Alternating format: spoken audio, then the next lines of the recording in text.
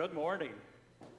I'd like to welcome you to First Church Lenoir. We're so glad that you have come to worship with us this morning, especially if you're visiting or maybe you're with us the first time, maybe you're with a family member. We'd like to especially say how glad we are that you have made the decision to be with us this morning. If you'd like to correspond with us, if you'd like for us to send you more information about our wonderful church, there is a section of your bulletin. Does everyone have your bulletin? There's a section that says Church Connections, and you can kind of just tear that out or cut it off and fill out some information, whatever information you'd like to give us, and we'd love to correspond with you. There's also a small card that has the United Methodist Flame and Cross on it in your pew in front of you that you can give us information as well. But again, we're very glad that you are here. I'd like to thank Patsy for filling in for us as Becky is gone this morning, and also Jennifer is filling in for Tara this morning. So express your appreciation to them for filling in as they help us lead worship here at First Church. We have a lot of things coming up this fall, so the church is going to get really busy quickly, and that's a good thing.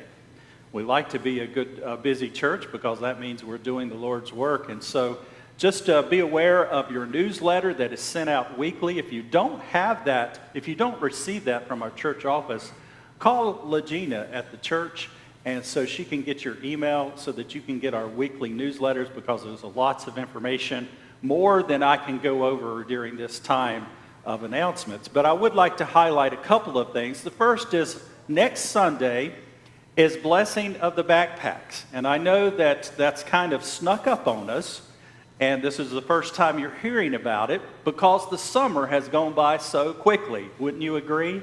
Can't believe that. Well, some school systems are already back in school, so we want to have a special time, and what that means is that if your young person would like to bring their backpack and come next Sunday, we'll have a special time of prayer and blessing during the service where we will pray for their school year, where we will ask God's blessing of being fruitful and security and all of those kinds of things that we want for a good year in our public school systems and private alike. And we'll also pray for the parents and the administrators and teachers. So that's next Sunday, the 23rd, here at the 10:30 service, Blessing of the Backpacks. Also, get ready for more information. It says get ready to fill some shoe boxes, so that's coming up, and we'll have information about that and how you can obtain what you need to get for those shoe boxes. That will be forthcoming soon. And also, I want to just go ahead and announce that our youth fellowship will start again September 13th. And Tara and I will be leading that group, and so there'll be more information and a schedule for you coming up probably next Sunday. Anyone interested in learning how to run the sound system, the video, the media shout, we're still looking for volunteers. I see we've got some people look like they're training up there, so we're glad that you've heard us and you're helping us out, but we could still use some more people. If you'd like to assist with our morning services as far as video and media shout, please contact Danny Clark or Patrick Morgan, and we'd love to have you volunteer for that. There is a fall Bible study, and this is the Gospel of Luke, and it will start September the 3rd and run through November the 19th. It's from 10 a.m. until 11:30 a.m. I just want to say that last week I announced that it was 10:30 to 12, so that time has changed, or I had the wrong information. The right information is 10 a.m. until 11:30. And Mary Ann will be leading that study. I know it's going to be a great study because the book of Luke is so rich with information about Jesus and his life. It'll be a very good study. If that time doesn't work for you, that day and time doesn't work for you, call our church office because we might offer a second Bible study, and there may be some additional Bible studies coming up this fall as well. So we'll keep you posted on that. Look forward to a really nice fall with Bible studies and those types of things.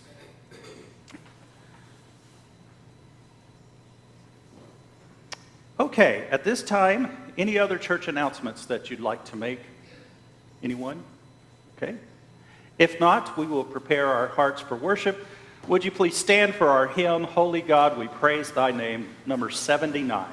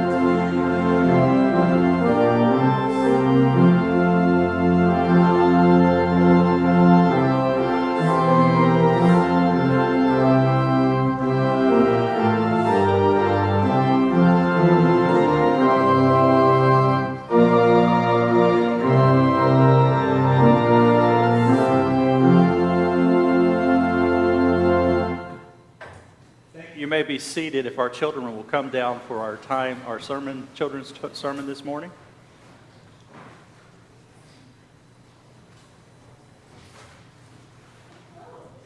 Vernon, I'm over here. Good morning. I'm glad to see you all here.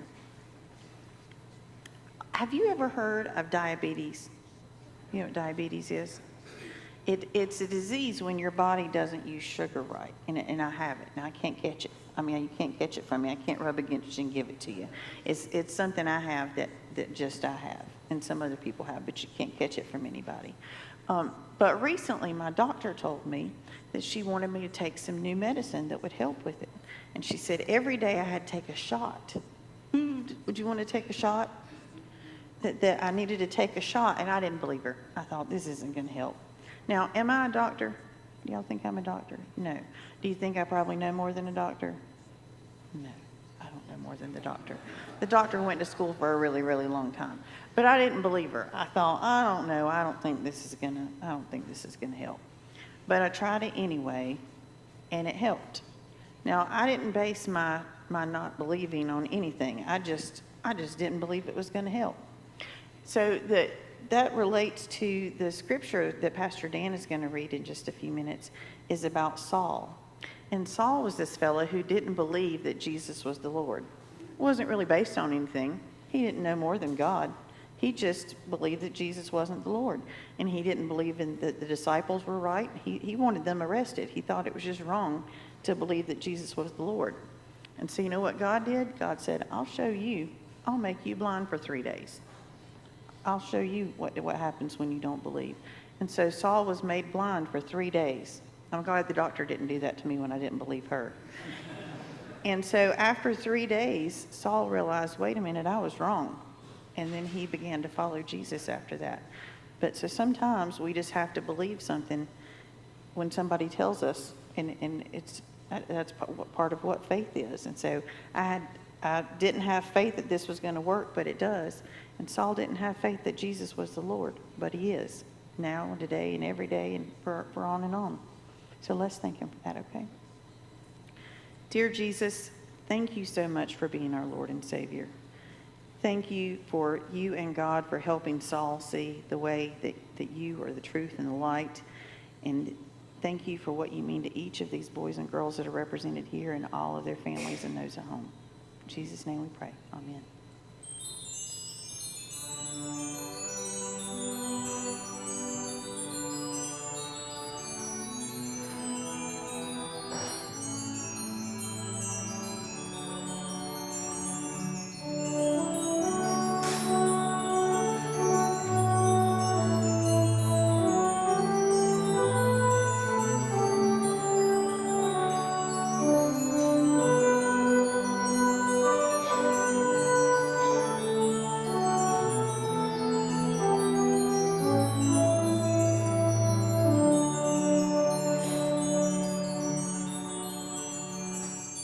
Will you pray with me this morning?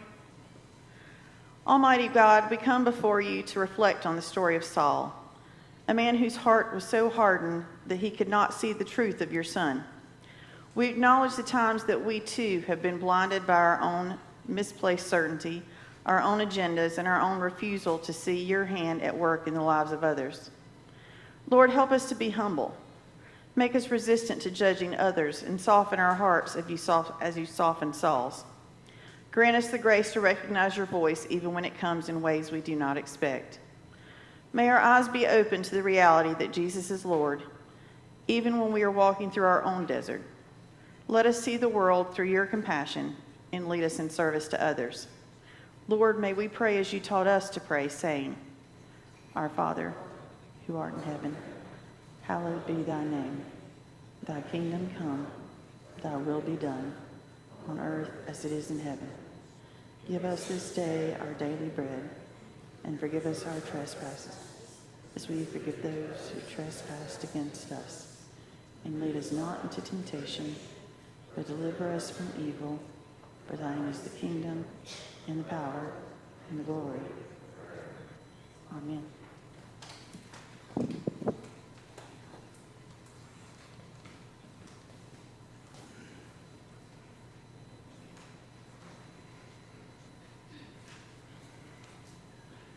Thank you, Jennifer. I'd like to ask if you are able, would you please stand for the reading of God's Word this morning?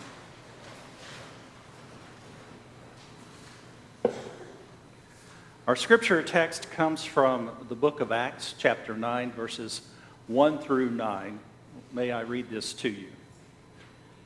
Meanwhile, Saul, still breathing threats and murder against the disciples of the Lord, went to the high priest and asked him for letters to the synagogue at Damascus, so that if he found any who belonged to the way, men or women, he might bring them bound to Jerusalem.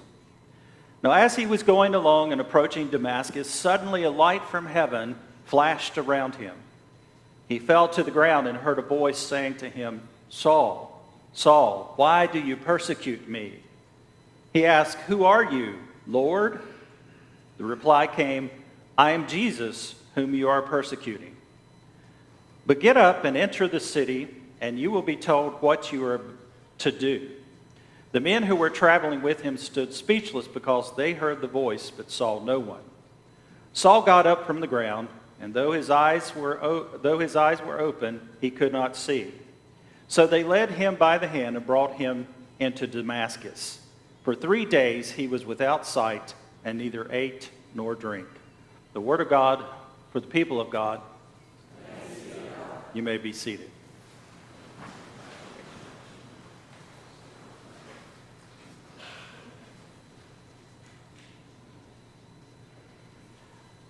There was a man named Bill who was getting his coffee one morning, and he heard a commotion on his front porch. So he went to the front porch and opened the door, and lo and behold, there's a parrot knocking on the door. He opened the door, and the parrot just helped himself right into the house. Well, Bill thought it was his duty to take care of this bird since he didn't think there was an owner, and he put an ad in the newspaper and no one ever responded to it. So he bought this parrot the finest cage. He bought him toys for his cage and bought him the best food. But Bill quickly realized that the parrot, although at first had seemed nice and interesting, the parrot turned bad. The parrot had a bad attitude. And unfortunately, the words that the parrot had been taught at some point in his life were curse words. And so instead of singing a pretty song every morning when Bill would come into the room where his cage was, well, this parrot would cuss him out. He was rude. He bit his hand when he tried to feed him. And so this went on for a while, and then there was a big fight. I mean, Bill had tried and tried everything he knew. He even talked to his vet about how to change this parrot. And then there was a big fight in the kitchen. Bill was fixing a meal for himself when the parrot got out of his cage and flew into the kitchen and attacked his head, pecking on his head, and there was feathers flying, and Bill was swinging, knocking the parrot down, and the parrot would fly back into his face, and you can just imagine, until finally Bill just grabs the parrot out of the air and shoves him in the freezer part of the refrigerator. And the parrot, he could hear the parrot in there just pitching a fit and kicking and screaming, and then it all went quiet. There was no sound, nothing. Bill thought to himself, "Oh my goodness, I've hurt the parrot. He's too cold." So he quickly opens the door and he reaches his hand out, and the parrot, he thought for the worst, but the parrot calmly walked out onto Bill's hand, and he said, "I believe I have offended you with my rough language and actions. I sincerely apologize and promise to change my rude behavior." Well, Bill couldn't believe it because he was about to apologize himself when the parrot also said, "May I ask what the turkey did?"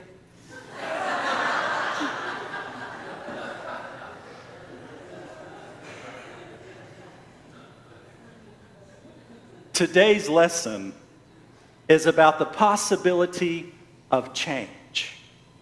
With God's help, we can be made into new people. We can be made into something new. We can be transformed into a better person. We can experience a changed heart. Wouldn't we all like that? As Jennifer mentioned just a moment or two in her prayer, God soften our hearts and humble us, and we need that. Let me ask you a question. Do any of you watch reality TV? There's so many shows out there. The ones that I like, I love the reality TV show, and there's several of them, where they take an old car that's rusted and dilapidated, and they pull it into a shop, and they make it as good as new. Have you seen those types of shows? Fast and Loud, counting cars, overhauling. Those are just a few of the car shows like that. And then there's also another type of show that I love, very similar, but that's with houses. Flip This House, have you ever heard of that show? Fixer Upper, House Hunters, Love It or List It. And that's where they come into a house and they take all the old stuff away and make it into something new. And both of these types of shows have have a particular part of the show that you don't want to miss, especially if you've invested all your time into watching 30 minutes or so of it. It's the end, and it's called The Reveal. Now, most of the time you're going to have to sit through the longest commercial of the whole show to get to it, but eventually you will get to the reveal, and that's when the cameraman shows you the finished product. The cameraman and TV shows show you that old car and how great it looks now. They show you the house that was falling in or falling down and how wonderful it has been made into now. What seemed to be impossible is made new again. What seemed to be too rusty, too rotten, too broken, too old or outdated is transformed back to the original, or sometimes even better than new. Don't you love those shows? Raise your hand if you've seen those shows. You know what I'm talking about. That's right. So we're on the same page this morning. Do you know that transformation is also possible for the human heart? For the person? For us? Transformation is possible for us. God is the master builder. God can take our mistakes, our failures, our mess-ups, our shattered dreams, and our sinfulness and make us into something new. God can take our corruption, our bitterness, our evil, and even our divisions and turn us around and transform us into something new. Listen to this beautiful scripture. Therefore, if anyone is in Christ, he is a what? A new creation. The old things have passed away. Behold, all things have become new. And that's from 2 Corinthians 5:17. Who wrote this beautiful verse of Scripture? It came from probably, or perhaps, the most changed individual in all history. It came from the Apostle Paul. Paul has a big time before and after. Don't you love those before and after shots? Especially you see them all over TV with weight loss. You see a person that they're very overweight and then they go through this diet or exercise routine and you get to see the reveal again. It's before and after. Same with the cars and the houses. Well, Paul probably has the biggest before and after of anybody in history. Because as Jennifer said a while ago, he was hunting Christians down. Listen to this. This is from Acts chapter 7, a couple chapters before our text this morning. As they covered their ears and yelling at the top of their voices, they all rushed him, that is Stephen, dragged him out of the city and began to stone him. Meanwhile, they laid their coats at the feet of a young man named Saul. Before God changed his heart and his name, Paul was Saul. Paul, or Saul, was a rising young official, and this text of Scripture seems to give us the indication that he was in charge of the stoning to death of Stephen, the first martyr for the Christian faith. Or at least he approved of it because they laid their coats at his feet, which was a witness that they were doing the right thing in his mind. And then this scripture this morning, he was asking for letters from the high priest to go and find any of the way. That means if he could find any Christians, anybody that believed in Jesus, that he could have them arrested. And this was Saul, a murderous, self-righteous official, a man that enjoyed inflicting pain. He tore families apart. He destroyed dreams. He destroyed churches. He drugged moms and dads off to prison, leaving their children for someone else to attend to. Paul was a man to fear before his change. He was ruthless, cold, hard, unforgiving, set on punishment and pain. And according to Paul's own testimony, he was guilty of doing everything he could to put Christianity to death because he didn't believe in Jesus. He didn't think Jesus was the Savior, was the Messiah. According to Paul, he was the chief of all sinners. But then something happened. Something drastically happened. We have a drastic before and after, because when he came to Damascus looking for Christians to arrest, he saw that light from heaven and he heard the voice of Jesus Christ. He said, "Is that you, Lord?" And the voice said, "No, this is Jesus, the one that you're persecuting, the one that you don't believe in. I'm alive, I'm well. I was resurrected, and I am in my Father's presence now." So Paul met Jesus. And talking about a change, oh my goodness, did he ever change? In the hands of God, Paul changed, and this is the after. We know the before, he was hunting down Christians. The after is Paul went from hunting Christians down to being their leader. He went from trying to destroy churches to founding as many churches as he could in 3 separate different mission trips. He went from throwing Christians into jail to being thrown in jail himself for his faith. How did this happen? Bottom line, God changed his heart on the Damascus Road. Paul surrendered to God's hand, and Paul went on to change the world because he was a changed individual. And the change was deep. It was his heart that changed, and now he gave himself to Jesus, surrendered himself to Jesus, and becomes a force to be reckoned with in that part of time and history. The gospel for us this morning and the message for the church is that people can change. We all can change. You've probably seen someone or you probably know someone and you're skeptical about that. I don't think that person will ever change. But then sometimes they do, don't they? What does that feel like? When we know a person and they've had these bad behaviors for so long, like the parrot I talked about, and suddenly there's an overnight change. Isn't that a glorious thing when it happens? It only happens from the grace of God in the person's heart that becomes a believer in Jesus Christ. Paul becomes the most prominent writer of the New Testament, and so much of our Christian theology comes from his understanding, from his writing. And there's so many other examples in the Bible of people that changed and God used. David, Moses, Peter, the foul-mouthed fisherman that we've talked about. Even John Wesley that founded the Methodist Church had a change of heart. Did you know that? John Wesley was a preacher's son. He was an Oxford graduate. He was an Anglican priest. He was a missionary. But he still didn't really know God until he was on a mission trip to the Americas, and he was on an old ship, a sailing ship that they used to transport people back then, and there was a terrible storm in 1736, and everybody on board, including the sailors, thought the ship was lost because this storm was so bad. It was a life-threatening storm, said to split the mainsail on the ship, and everyone thought they were going to die that night. And John Wesley was on board. He was coming to Georgia, to Savannah, to become a missionary.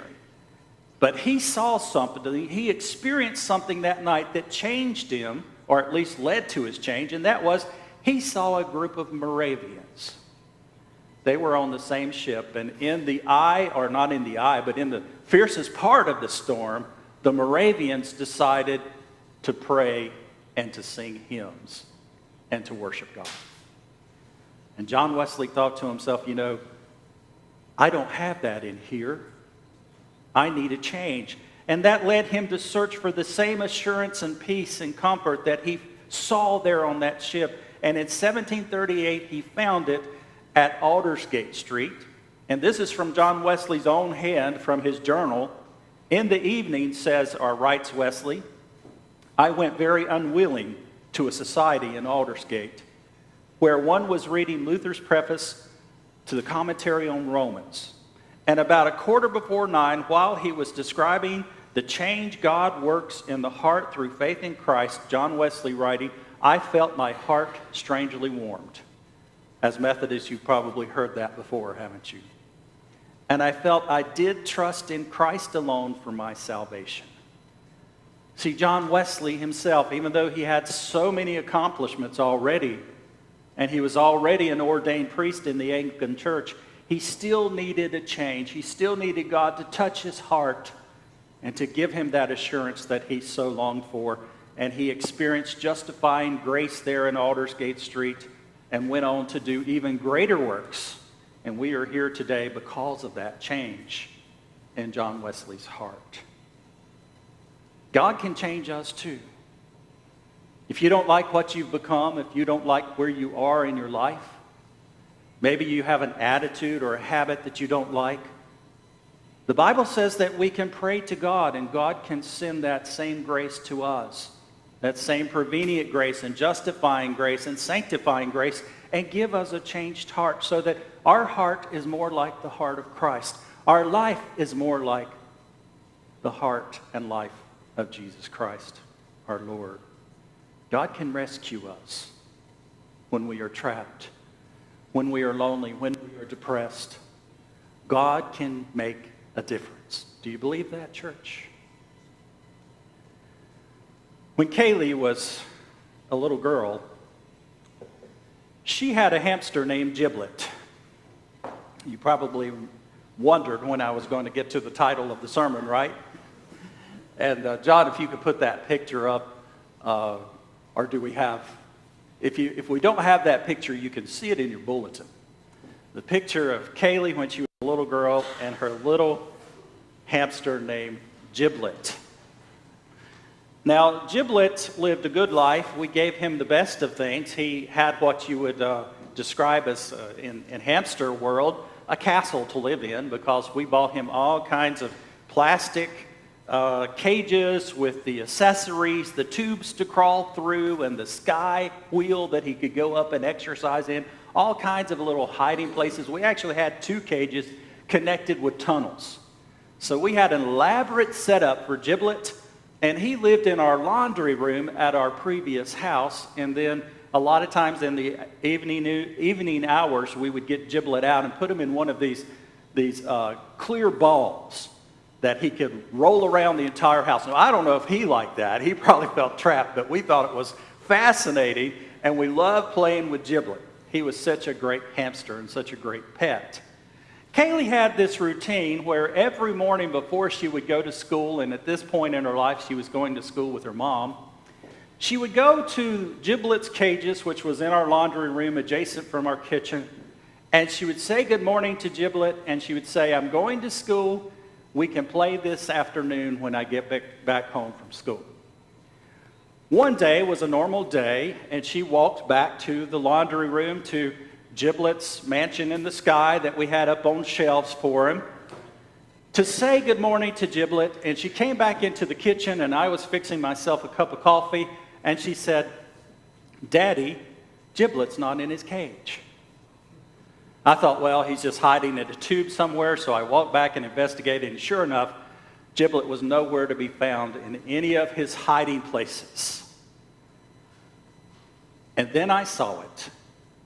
These cages were plastic, and they had little holes where you could attach accessories, like a wheel to run on or another tube to extend, and it had a little stopper in it, and Giblet somehow through the night got that stopper out of the hole, and he was out. Now, there's only 100,000 places that a hamster can hide in a house, right? So I was hoping that it only happened an hour ago or something, and he would still be around and we could find him. So we kind of shut off that area of the laundry room, and all 3 of us, Kimberly included, we started looking for Giblet under dirty laundry, under baskets, under shelves, behind shelves. And Kaylee got down on the floor and she looked under the washer and the dryer. And she said, "Oh, there he is." And then she said, "Daddy, something's wrong with Giblet." And so Kimberly tilted the washing machine back on 2 legs so that I could get Giblet out from under there, and that's when I realized the horror. Giblet was stuck on a glue trap that you buy for unwanted little creatures. Not the best way to dispose of mice, especially after my experience with Giblet, because Giblet's entire side, one entire side, his face, his little arms were all stuck down in that glue. She had to go leave. She had to go to school, and on her way out the door, she looked up at me and she said, "Daddy, please save Giblet." And the thought ran through my mind that I would have to go to every pet store in Greensboro and try to find a hamster that looked just like Giblet, but she's too smart for that. She would know. She would have known. And he was squirming and having it in a bad way on that glue trap. And so after they left, I just said a little prayer. I said, Lord, please help me get her little hamster off this glue trap. And then Giblet just went to sleep. I don't know if he was exhausted because he had been squirming so much and trapped. He just went to sleep. At first I thought he was dead, but no, he's not dead. He's sleeping. And I went and found some hair clippers because at that point I was realizing I would not need them too much longer. And so I could sacrifice them to the cause. And some hair scissors. And snip by snip, cut by cut, the minutes passed by, and finally I freed Giblet from that glue trap about this big. But I wasn't out of the woods yet because that poor little thing had glue on the side of his mouth, in its eye, its ear. His paws were stuck together, his little fingers. I guess hamsters have fingers. They hold things, so little toes or fingers. They were all glued together, glue all over his belly. And I thought, how am I ever going to get this glue out? So I did what you do when you don't know the answer to something. You go and Google it. And you would have thought that I was the only person in the history of pet owners that had ever got their hamster caught on a glue trap. That's what you would think, but that's not the case because there were dozens and dozens of hits. What to do if your hamster gets on a glue trap. And do you know what the solution was to the glue problem? I found that Dawn dishwashing detergent. I mean, that stuff is magical, isn't it? It will do anything. Dawn dishwashing detergent, and I made the solution just like it said, just like the instructions online said, and I took a Q-tip, and little by little by little, I got that glue to dissolve. And I had to kind of give him a haircut because he was uneven. But when Kaylee got home from school, that's the picture, that's the day that she came home and found her little hamster that she loved, okay, and saved. Sometimes in life, we feel like that hamster. We feel stuck in our circumstances, in our situation, in the things that we're fighting health-wise, in family, in finances, and we become bitter and rude. And that's when we need to be rescued. That's when we need the hand of God to hold us, to free us, and to make us better than we were before. And dear friends, that is absolutely possible, I believe with all my heart, through the grace that is for us in Jesus Christ our Lord. Let us pray.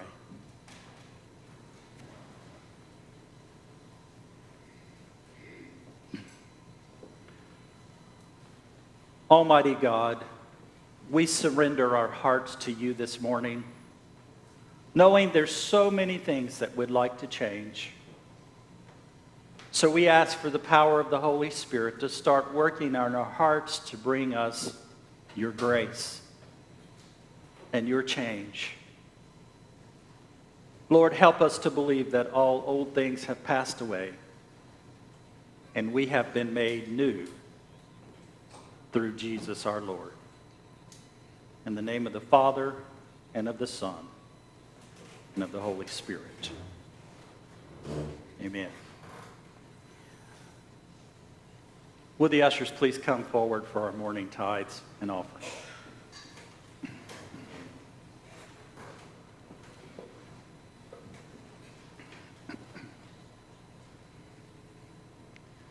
Let us pray. Almighty God, as you have saved us and we have changed hearts, we freely give to you.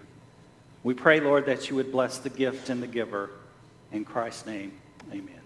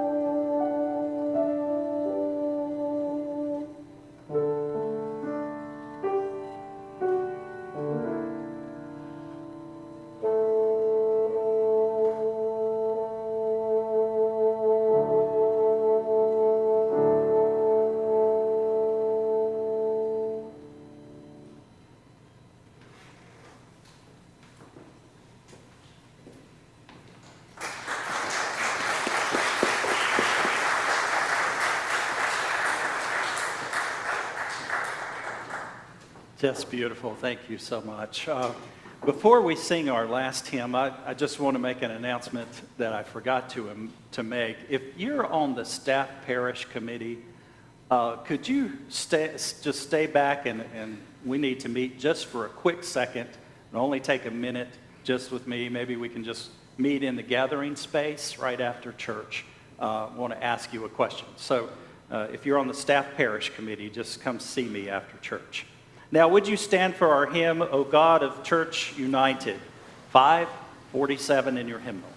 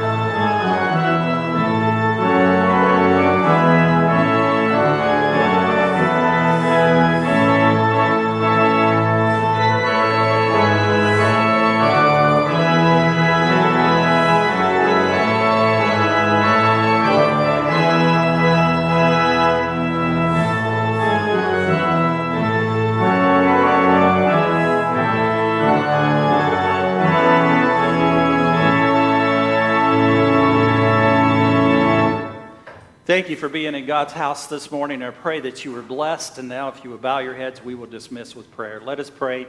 Almighty God, we praise you for your great things that you have done, for the change that you have brought to this world and the change that is available to our hearts. Go with us now as we depart this house of yours, and may you bless us during our week. In Jesus' name. And all God's people said, Amen. You are dismissed.